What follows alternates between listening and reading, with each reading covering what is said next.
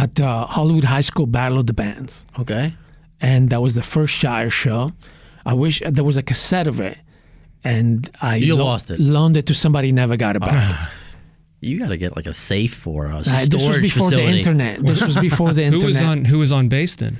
I don't remember his name. Some tall guy from the South Bay. He eventually was too lazy to drive out, and he petered out.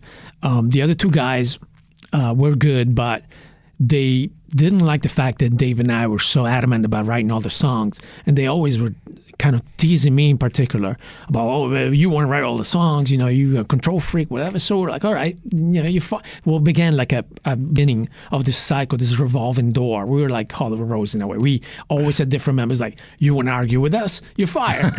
And so they were gone after this one gig, and we, again, to the recycler, Dave called me and said, this guy answered the ad, I met him, and he looks just like Nikki Sixx.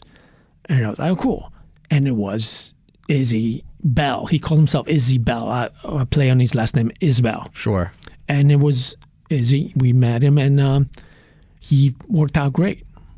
What was it like meeting him for the first time? Because you said you went through everyone under the sun. Everyone under the sun. So what about Izzy?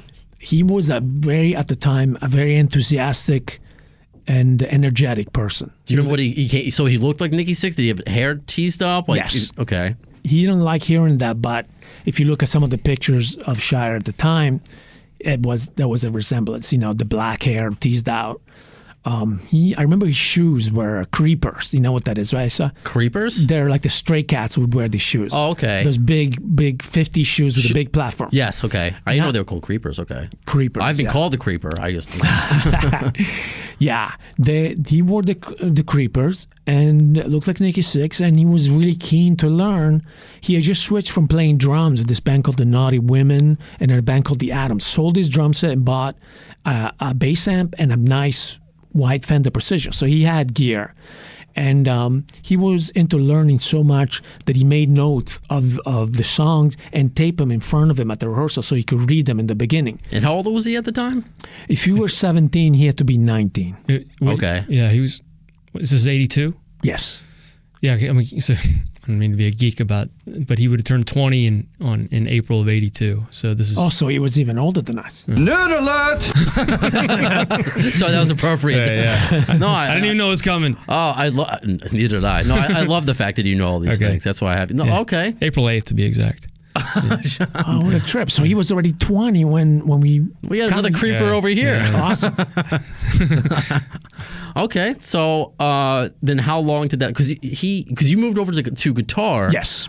But he played bass. Bass. But he's known for guitar, rhythm guitar. He could pretty much play some drums too, you know. Well, I'm not pigeonholing that he can't play it. Right. But did he come as a bassist? As a bassist. Okay, so it wasn't just like, hey, I can play both, but we only need a bassist. No, he answered our ad. Our ad said bassist, and so he was totally Nickied out a little bit.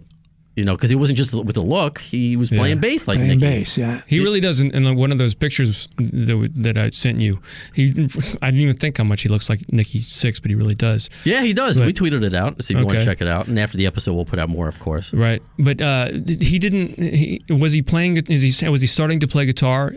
Even though he was a bass player, was he starting to teach himself guitar then? I don't know. I don't even know if he had a guitar. Although I remember when Hollywood Rose started, he got himself a really nice white Les Paul, black Les Paul custom, which is like the grand piano of guitars. Sure. You know? So he got a nice guitar. He had a Gibson combo amp too. I remember stuff that I remember what people play. So it's like their equipment. And when I saw that, I was like, wow, that's a nice guitar. You know, he's serious about playing guitar. Well, what about writing? Since you were the, quote, control freak who wanted to write everything, Izzy obviously wrote a lot for Guns N' Roses. So was he in that mindset of wanting to write as well, or what was he like? Yes, he was. I remember one time he said, I have just written the song on the bus. So he plays it for us. And it was kind of some kind of punk humorous song that he was known for writing, like, I used to love her, but I had to kill her, something weird like that. I don't remember the title. And we're just like, okay, that's nice, but no way, we were the writers, Well, he said he learned guitar by listening to Ramones. As a matter of fact, that's true. That's funny, to learn guitar by listening to the Ramones. We, to appease him, we started playing a song by the Ramones. And what song do you remember? Commander. Nice, okay. And I remember that. They do the best, they do what they can.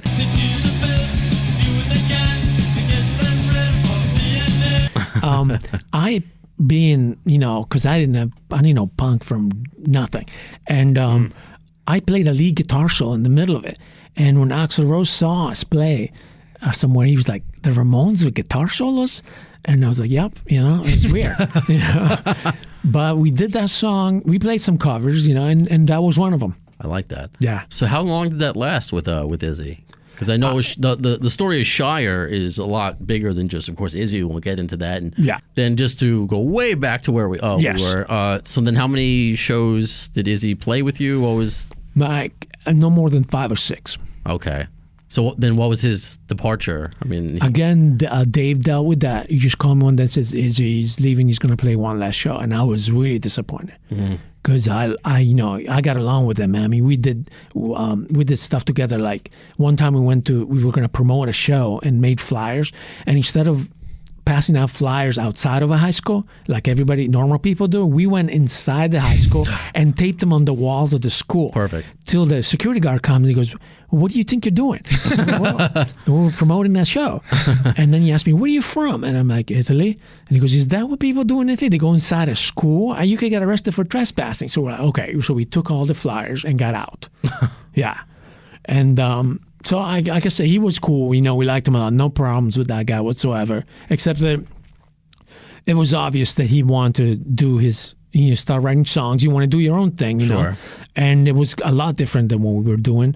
So he played this one last show at the Troubadour, and then he was gone. I would only see him as an acquaintance in club, talk to him a little bit. I talked to Axel more than I did him afterwards. Oh, okay. And I would see him, and I've seen him in I saw him play with London, and then Hollywood Rose, and then Guns N' Roses, of course. I saw him do that too. When did you see him with Guns N' Roses?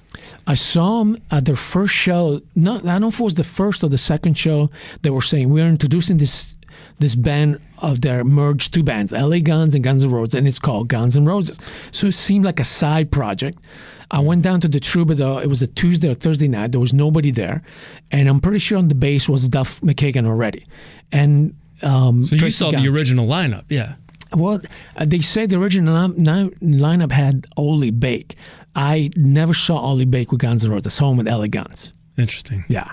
It could have been just the original shows, maybe not the original band. That's what it sounds like. The original show. You had Tracy Guns, and... so no Slash yet, obviously, for you. Slash had been in it previously. But when you saw them, though?